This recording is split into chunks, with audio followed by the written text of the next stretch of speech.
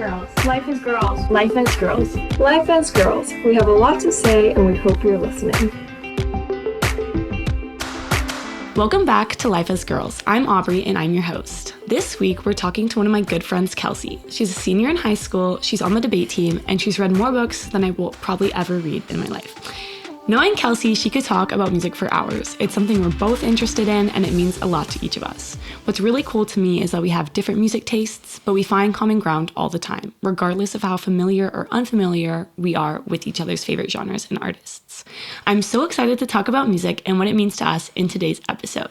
Kelsey, welcome to the podcast. Thank you. I'm excited to be here. I know. I feel like a really good place to start is like how you got into music in the first place. The roots. I agree. Yes. Yeah, my dad, okay, so it's basically my parents. Like, without my parents, I would not be into music at all, I don't think. But my dad's from El Paso, and there's like, it's El Paso, like in the mountains, there's like nothing. Like they had California TV channels, like that's how remote it was in like the 70s and 80s. And so there was really only like a couple radio stations, and one of them was this like alternative station, which I think might have been like a college station. And it just played all this alternative music, and it was like all this like 80s new wave and synth and rock. And like, so that transferred into like his music taste, and he's like really big, like he loves New Order and Depeche Mode. And then there's also like grunge bands from like the 70s. It's like kind of crazy. And then my mom is like more like soft rock, and like she likes her country. She loves the Chicks.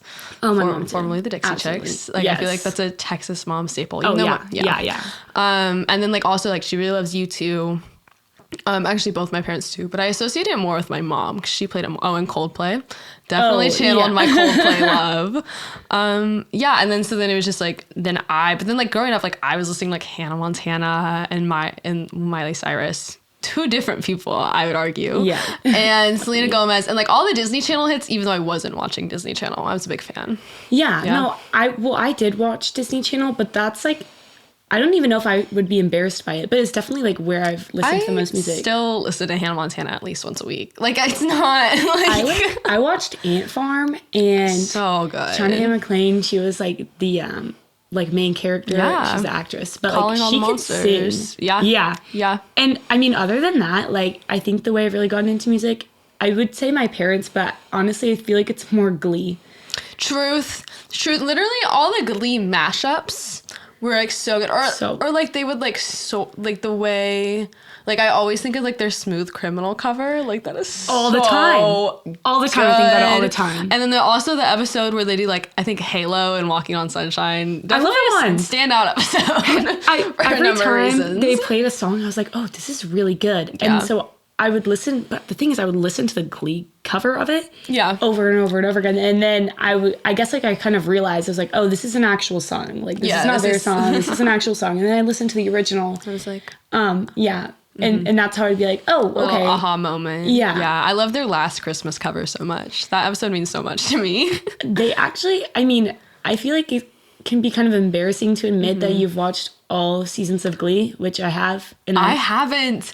That's the thing. I stopped when they went to college. I was like, I can't do this anymore. I watched all of it. And that's impressive. I'm honestly like, it's kind of embarrassing, but like now that I'm kind of glad I made it all the way to the end. But I have to say, like, the music they pick and like, each episode's based around a lesson, and it's like actually very educational. Yeah. Really, if you think about it for the songs and not just the plot. Like, I agree. It's so educational.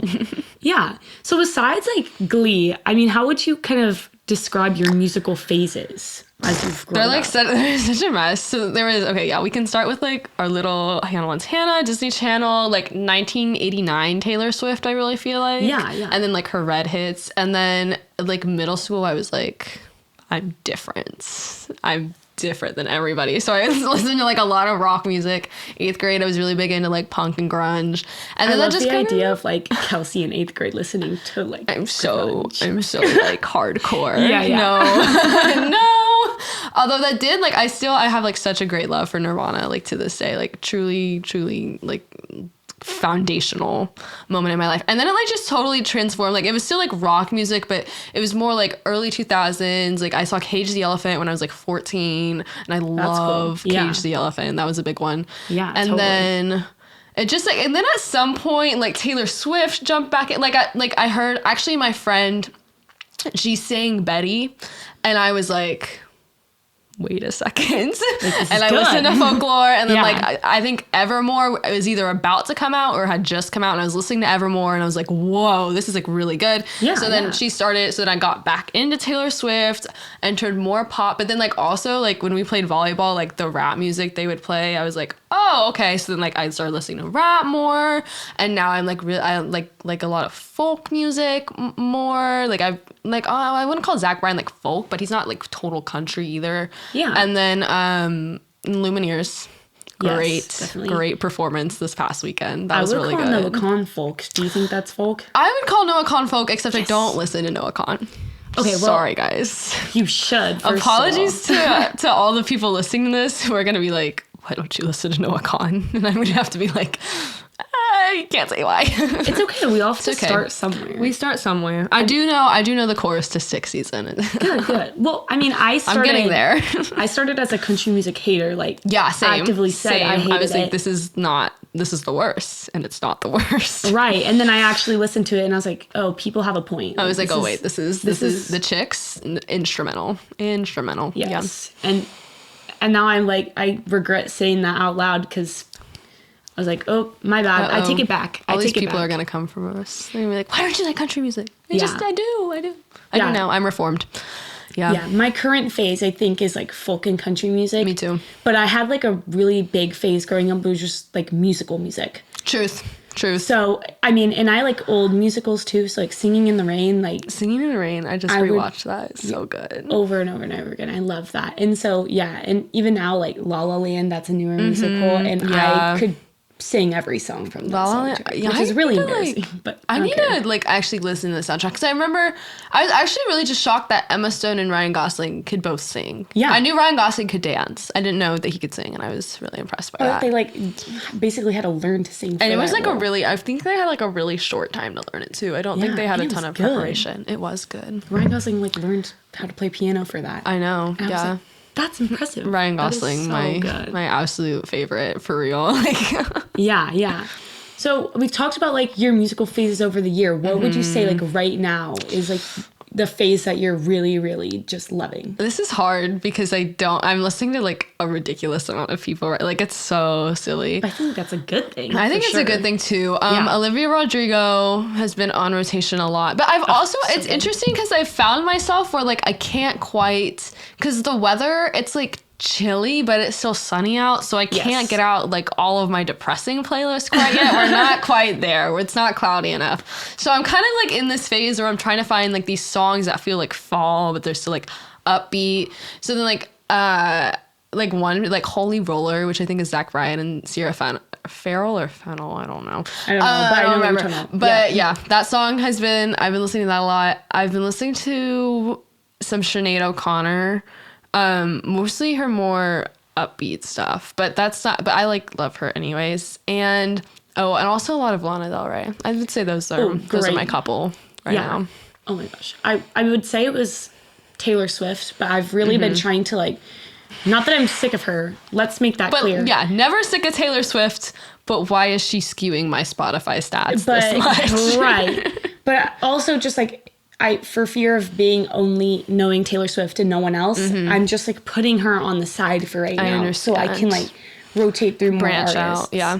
But it's crazy because I think the first time I ever listened to Taylor Swift was when you introduced me to her, and it was like you had on Reputation, like a playlist, just so playing through it. Yeah. And I was like, "Ooh, this is good. Never heard of it before."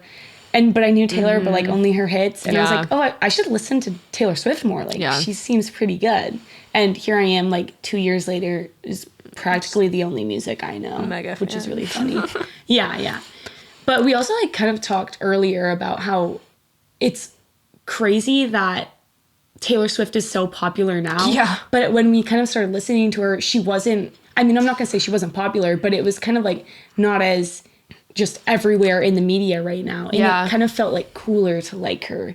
Yeah. Now it's like everyone likes it. It's kind of basic. But like, do you think that it like artists become less cool when everyone else is listening to them? I don't know. I feel like in some ways I don't want to say the mask is lifted, but like to an extent, I feel like Taylor Swift had this like little curtain over herself, and then like Folklore and Evermore came out, and those were really good albums, but they did not. Well, they did have commercial success, but not in the way that her previous pop albums had. Yeah. And then she came out immediately, I think, with the Fearless re-recordings. And those, I think, it was like, it brought nostalgia back to everybody.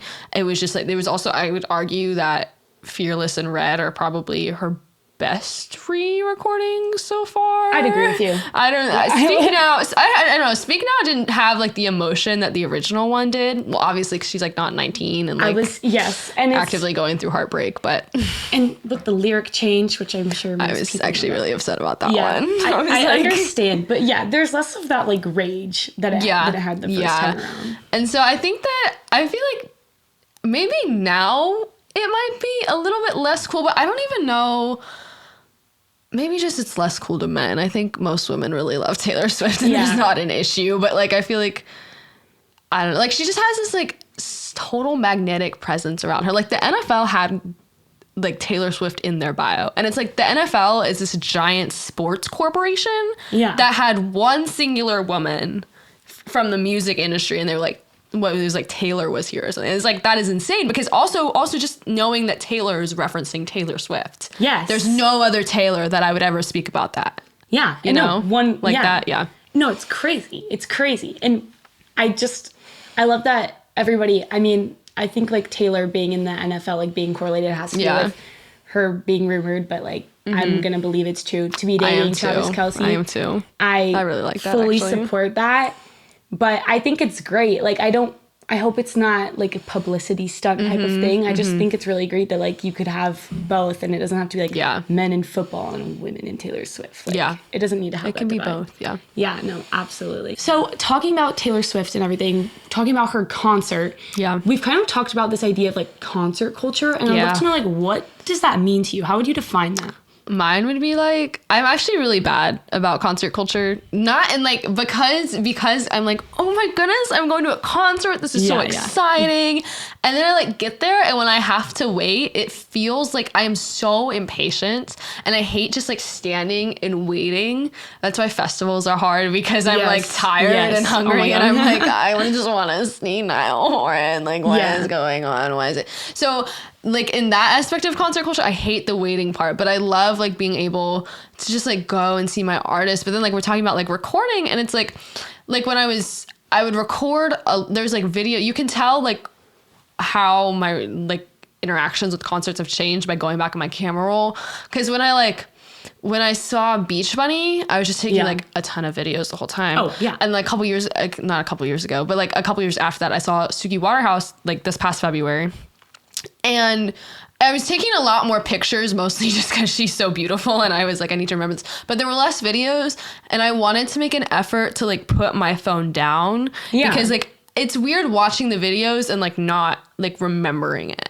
Right. Like I don't remember like watching her sing those songs when I'm watching the videos, but I can like remember like a little bit more aspects of her performance when I put it down. Like that, like there's actually this video of me, like I videoed the Lumineers, and it's during Ophelia, and it's just me screaming. Like you can't hear them at all. It's just me yelling absolutely. And it's almost, and I like remember that, but I feel like maybe in a couple years it's gonna be like, why do I have this video when I could have just like been sat there, or like just not sat, but like because it was standing, but just like listened and like still sang along and still like screamed or whatever. But it's like because I'm never gonna post that video. That video is going nowhere. It's just gonna take up like space in my camera roll, and it's like not the equivalent of a memory. I guess. Yeah. And like talking about concert culture thing, like how many times have you like sat or stood at a concert like recording and like just, you know, that like it's absolutely not going to go anywhere, and you're like, well, why did I do this when I could have just like kind of been in the moment, literally like watching something? Or like when you're watching the concert through your phone because you're trying to make sure it's even, and you're like, I'm not even watching who's performing right now. I can't move too much, or it's gonna like distort everything. Yeah, like there's one video like jumping up and down, and then like stopping jumping up and down because you're like, oh, it's a shaky camera, and it's like, okay, but jump up and down because you're having fun, like not, yeah,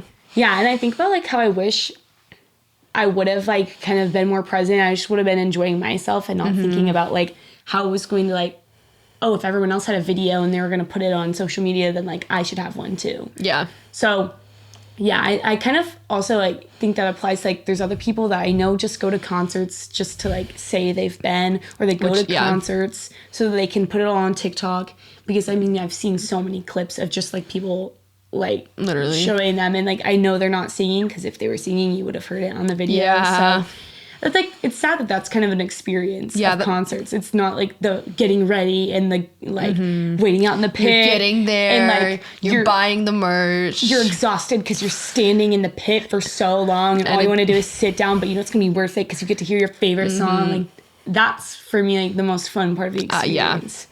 And like, I mean, you're sore the next day, but like it's absolutely it pays off. It's worth it. Yeah. Totally.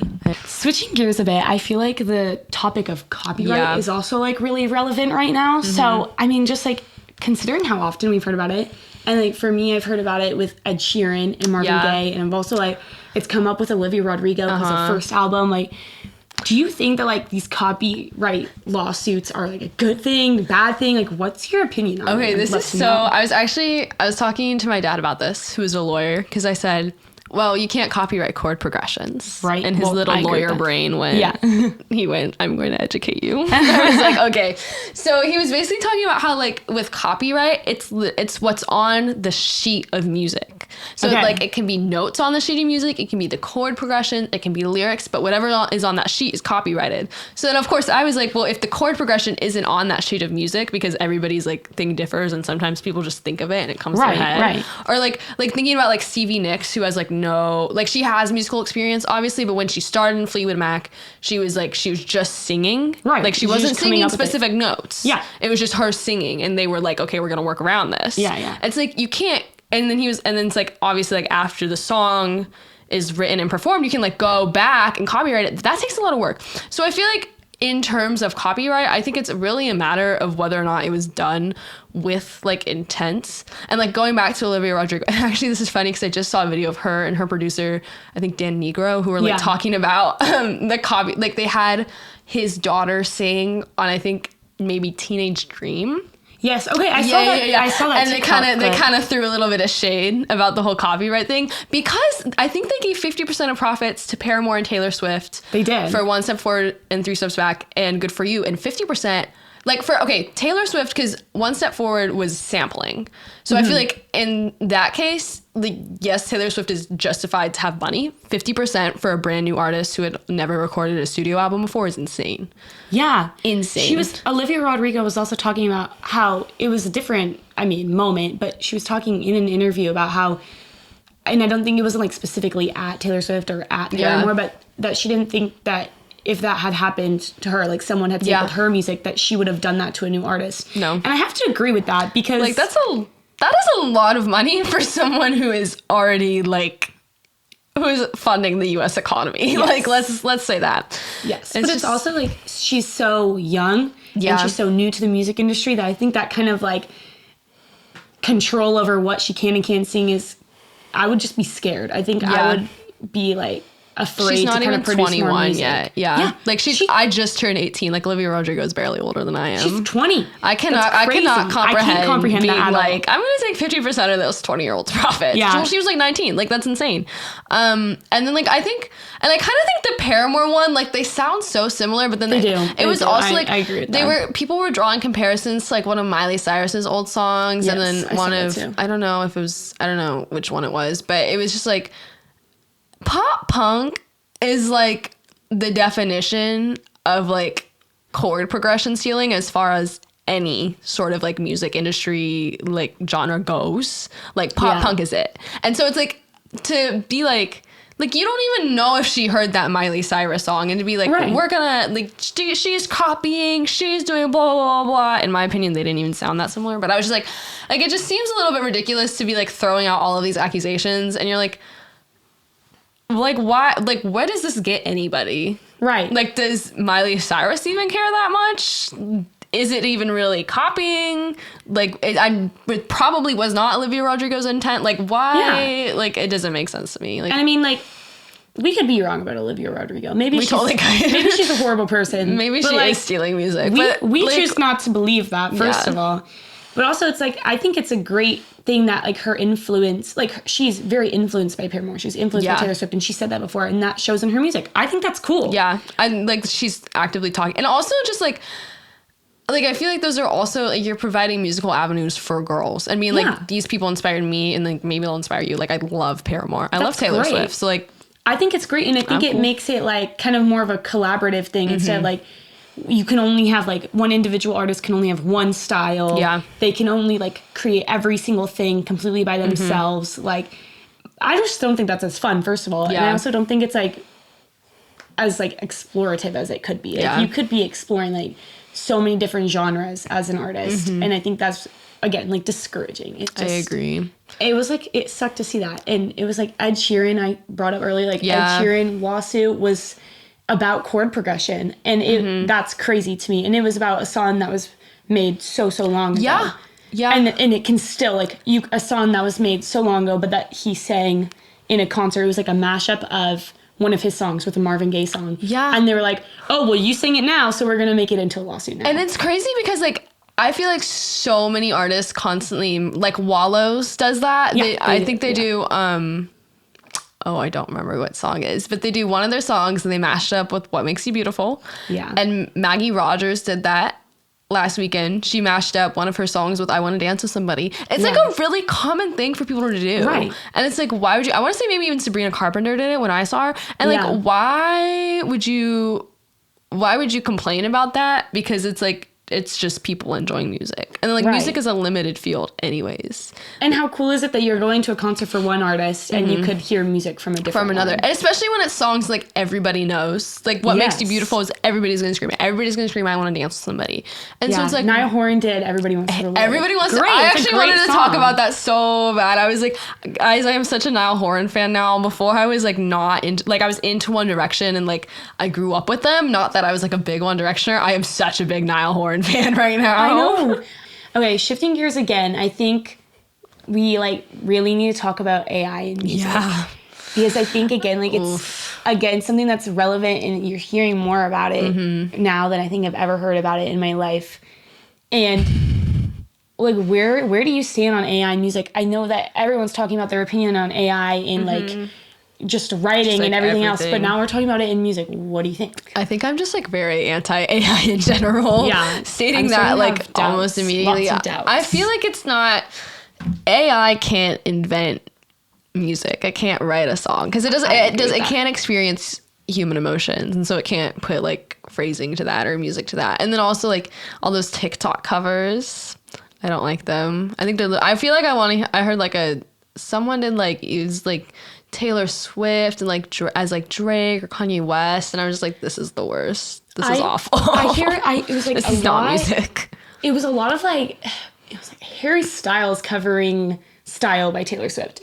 I mean, you can find a million different things, but what was crazy to me is they're like, wow, this would sound so good with Harry Styles on it. And I was like, my problem with that is that it's not Harry Styles. It's all of Taylor's inflections. It's all of like Taylor's like sound. It's just you're just covering it with Harry's. Yeah, it's just like an algorithm. It's not anything real. Like, it's what's really cool, I think, about a cover when an artist covers a song is that they can interpret it in their own way. Yeah, and that you could take like a song and you could make it more upbeat, more slow. You could make it like more alternative sounding. You could make it sound, whatever way you wanted. And to see how artists interpret that is like, I think that's what's really cool about it. Me too. So when you see like something like AI, and it's on, I see it on TikTok all the time. When you see like an AI cover, they're not interpreting it any differently. No. It's really just, it's unoriginal, and it's it's frustrating. It's frustrating that that's the case. It just seems so soulless. But yeah, like when Niall covered like Everybody Wants to Rule World, that was like so fun because it was like everybody was singing along, and it was the same melody, but it's his voice singing it. Right. It's not like, it's not Tears for Fears guys singing it. I think they're British. He's Irish. Like that's a difference in and of itself.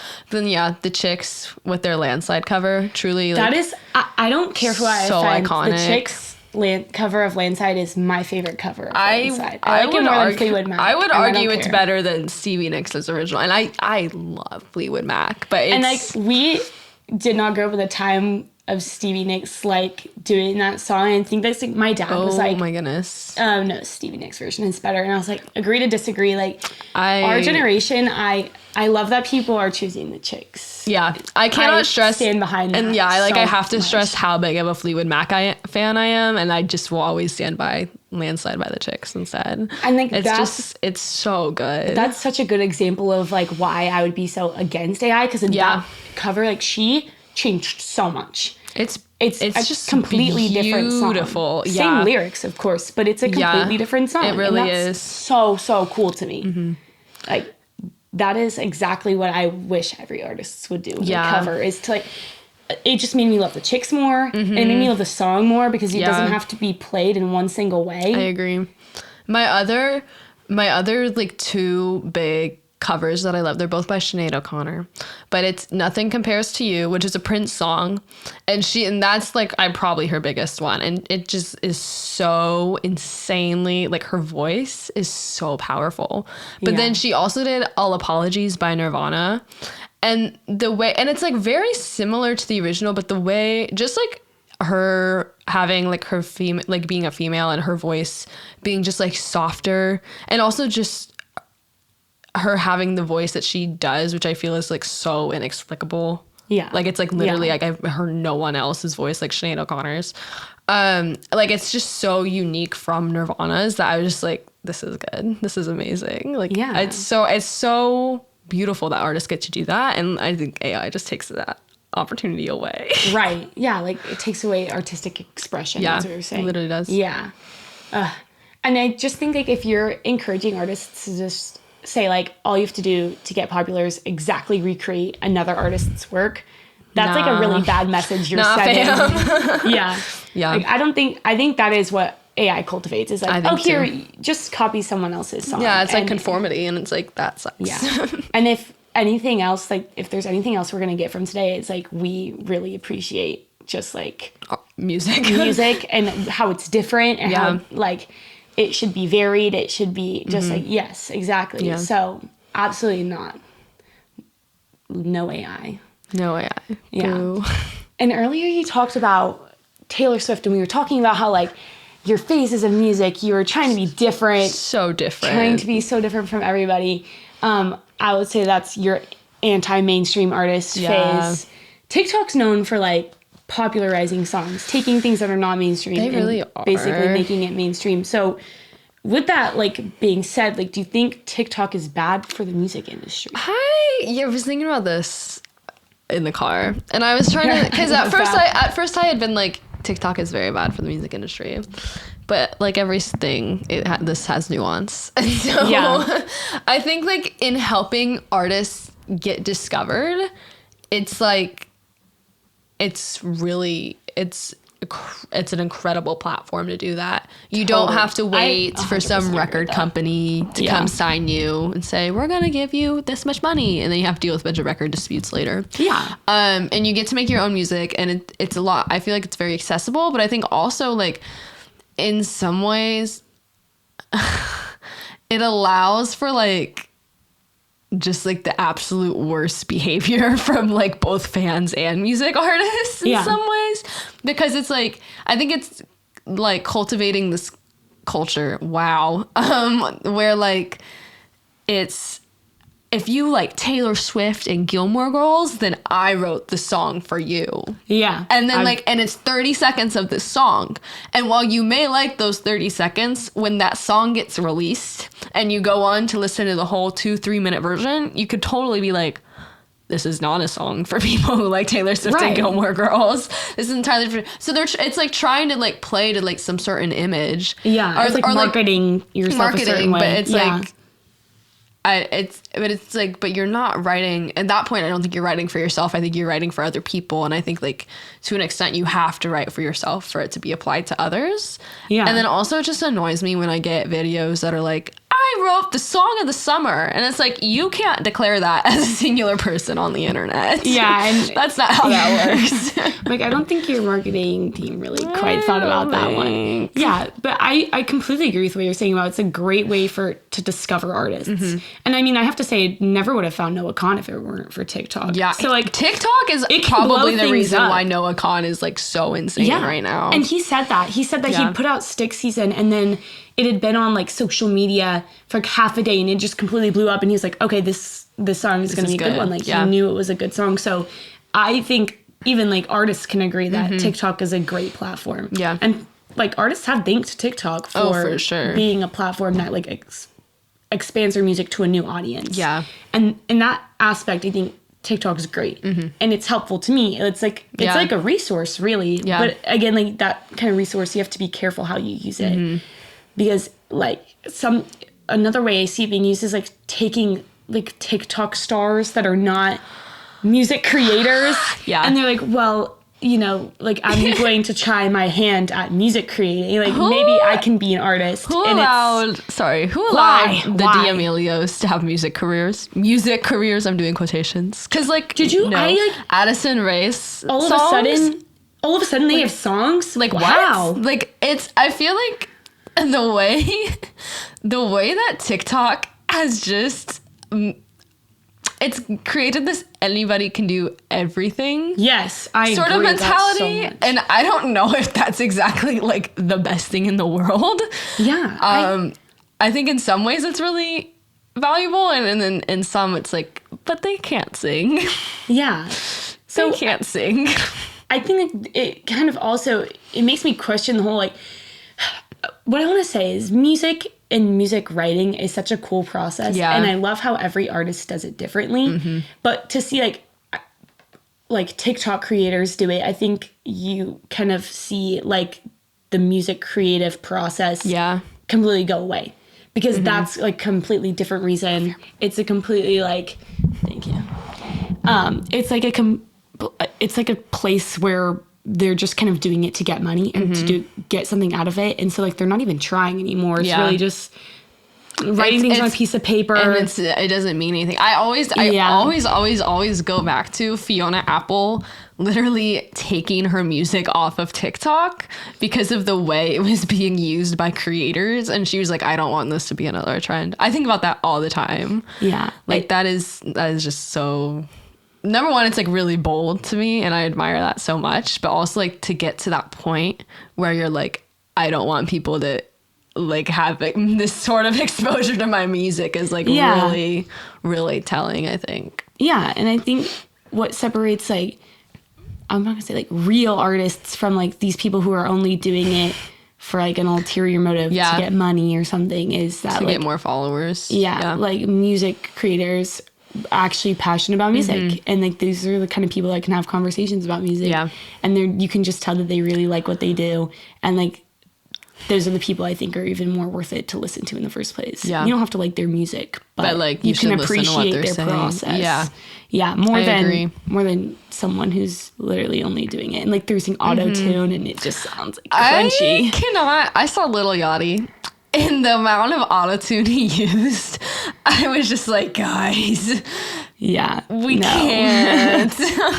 We can't survive off this. Yeah, it sounds like it's like offensive like to the ear sometimes. Sometimes I can really get behind autotune. Like, don't get me wrong. I like it's not. I don't think it's the worst thing in the world. I used to, but I don't anymore. But sometimes I'm just like, we need to pull back the reins. Yeah, I mean, like I've heard different, like Olivia Rodrigo, she did NPR Tiny Desk, except it was during quarantine, and so she did it at the DMV, and her like mic, whatever like setting it was the perfect amount. Like, oh my gosh, she sounded amazing. So I think like it's not really about you can't have autotune at all. I'm not one of those people.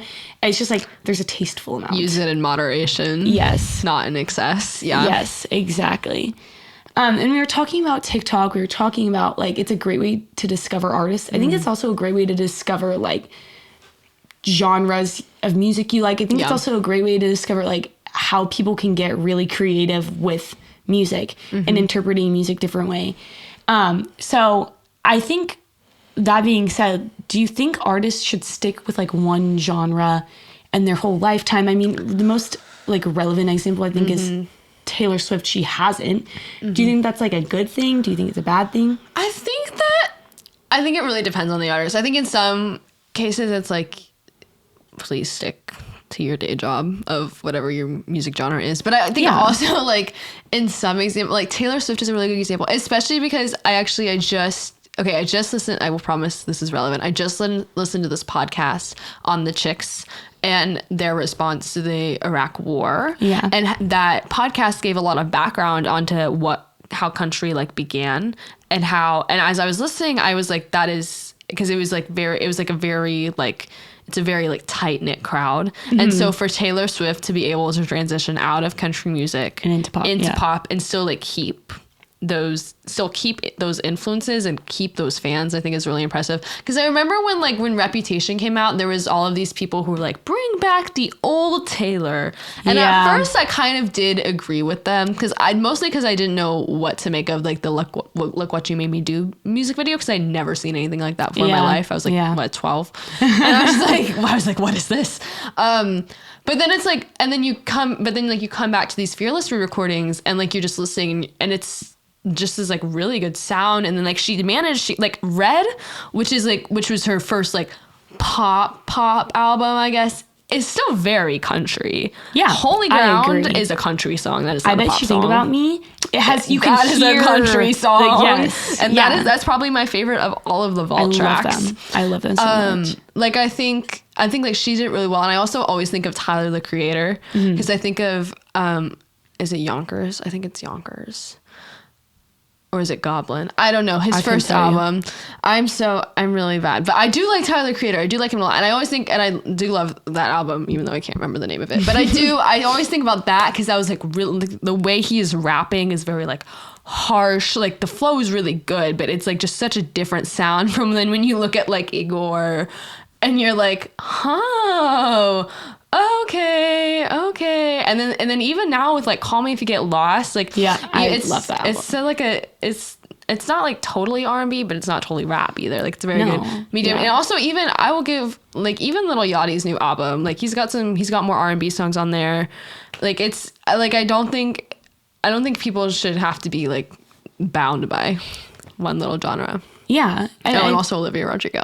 I was just about to say Olivia Rodrigo, her first album punk was rock. like, it was pop, and then you had like Brutal, and you're like, okay, this is like a little Brutal, punk rock. Let me tell you, Brutal is my favorite one off my the album, favorite song. right off the bat. And it was like, okay, so this is basically a pop album, but it has its elements, yeah. Yeah, and then for her second album, which is Guts, she kind of took it in a completely different direction. I think it's kind of like Brutal on steroids. It's like, and in the best way. I mean that in the best way. Like I really love it. She definitely, like you can definitely see where she was, like when she did Trackstar, she was listing like all of her references. Or like a couple of them. She was like, oh, is this Meredith Brooks? And I was listening to Meredith Brooks actually last night, and I was like, I love this music because it's like just the perfect, like the way her guitar riffs, like I don't really understand how people are like complaining about it, because it really is still like radio station rock music. Like it's not anything too hard. And I just think it's like it was such a good career choice because her voice is so unique that in some ways I think it's almost more suited to be a companion to this rock music, because then it unsettles people in this way because it's so light and like high, that I think like pairing that with the rock music was a really good choice rather than just having her do another album of ballads. I think it was great because I probably wouldn't have even explored like punk rock as a genre if I hadn't heard her album. And that's kind of crazy because I don't think a lot of people, if you're talking about like a true punk rock album, you're not going to choose Guts. Nope. But she's pretty close. But yeah, right. You can still like explore into something and like kind of get your audience to kind of be more open-minded. Like if you're liking pop and you're then exploring like one artist that does pop but then kind of switches to alternative, then now you're introduced to two genres, which is better than one, you know? So I think that's great. And I think it's great that we're encouraging people to listen to more genres of music. I do too. Yeah. I think as many as you can, because like you never know what you'll like, and if you kind of confine yourself to one thing, I think you're just like hurting your own experience of music. Like you're going to be so limited in your experience. I think at least there's so many like different genres. You'll at least like one song from one genre. Yeah. This is, yeah, like I feel like there's nothing, well, the only one I don't like is EDM. I can't get behind EDM music. But like, yeah, I do agree. And it's also just, it just makes it so much easier to relate to someone. Even if it's like a mainstream artist from that genre or whatever, just like being able to say like, yeah, I like this person. And someone else is going to be like, I like them too. And there you go. You just like made a human connection with someone. That's pretty cool. Yeah, exactly what we're talking about. Finding common ground. It happens all the time. And like, you can like create friendships. It's important. I think it's important. I think we should be encouraging it too. Agree. Well, I think like the only proper way to end this is with a like surprise little game. I have some questions that I wrote yesterday. Yay. And I'm basically going to ask you them, and I want you to like give me your answer as quickly as you can. Some of these questions might be hard, but I'm really like dying to know your response, and I'm wanting to be like kind of rapid fire. Okay, ready? Okay, song you've listened to one too many times / song you know every single word to. Okay, recently, this is, oh my God, Somebody to Love by Justin Bieber. Okay. I know that song like the back of my hand. That's amazing. Oh wait, that's amazing. I love that so much. Okay, song that gets you hype. Always, okay, yeah, Juggernaut by Tyler, the Creator. Good choice, That one's good. Song you listen to when you need a good cry. I have a really difficult time crying this. Oh, actually, like I don't cry to music, but Friday I'm in Love, but by Phoebe Bridgers. That cover is so good. Most songs by Phoebe Bridgers, honestly, will I have like a little side tangent. Like, what's an embarrassing song you've like cried to if you have? If I don't know if I've had a to you. super embarrassing. I feel like, I don't know. I can't think of, I don't cry to music that often. Can I tell you mine? Yeah. It's Burn from the Hamilton soundtrack. Oh, no. Actually, I did cry to Burn when I was watching that. It's just like one of those times I listened to it and I was like, this one hits really hard today. And like, it's so good. Like, Philippa Sue really did go off with that one. And all of a sudden I'm crying. Yes. Like, what? Okay, get back on it. Song you've like analyzed the meaning to. Oh. Like you've gone really into analyzing it. Probably. Okay, like the Dreams Go Your Own Way pairing by Fleetwood Mac, because like Stevie Nicks wrote Dreams about Lindsey Buckingham, Lindsey Buckingham wrote Go Your Own Way about Stevie Nicks, and like Rumors album, it's one of my favorites, and that I always think about, like they were in love and then they broke up, and then like the rest of the band they were dating, they were married and they broke up. Yeah, those two, I think about that a lot.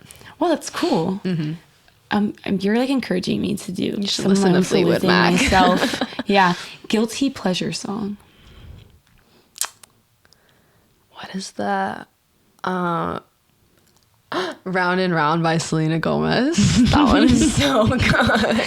I started listening to Selena Gomez more after I watched Only Murders in the Building, which is on Hulu. Yeah. And I like love her. I love her music. Every time I hear one of her songs, I'm like, I'm 6 again. I love this. Yeah, it's so good. Okay, and to end things off, song you would want to have played at your wedding.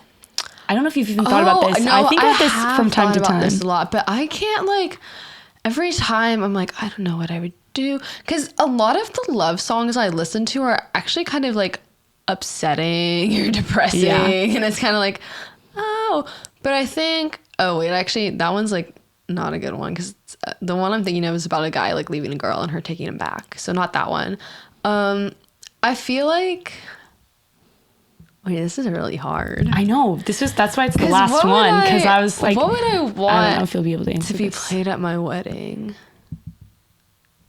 It's like a hard question. I feel like, what is that? No, not that one. I really am trying to.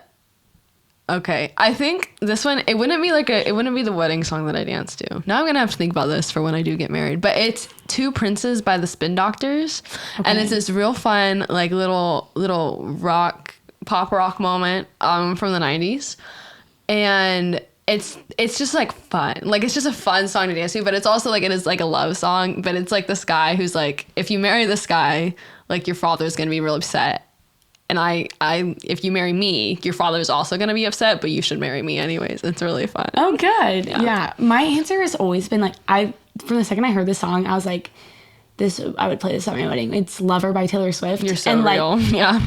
I don't even care that it's gotten so much more popular now. It's a And good I'm song. sure a million people have played it at the wedding, but I will be playing it at my wedding. I will. Wait, I'm totally changing my answer. I would play Ivy by Taylor Swift. I think I that'd be a love good it. wedding song. That'd be my slow wedding song, and Two Princes would be my fast one. I would also have said like All You Need Is Love by the Beatles because Yeah. I really do love that song. I do and then too. Love Actually, the movie, they had that played and I'm like, people are going to think that's where I got it from. And it's actually not. If I'm being completely honest, I got it from Glee. Okay?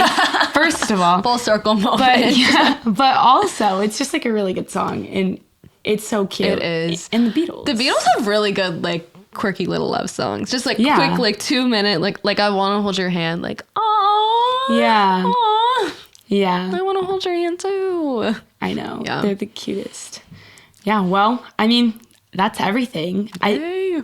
Thank you so much for being on. Thanks for talking about music. Of course. I feel like if we have like a really big takeaway, it's that we think everyone should really like explore artists and like not confine themselves to one genre. Like, I think this is just like gonna hopefully help people. Yeah, I would Listen say to more music. if there's an artist you like one of their songs, go listen to the album because you'll Yeah. probably like more. Yeah, absolutely. Well, thank you for being on. Of course. Bye, guys. Bye. If you enjoyed this episode of Life as Girls, be sure to write a review and subscribe wherever you get your podcasts. And a big thank you to our sponsor, the Girl Scouts of Central Texas. You can learn more about them at www.gsctx.org. If you are interested in sponsoring this podcast, or if you have a topic you'd like for us to talk about, email us at communications@gsctx.org. See you next time.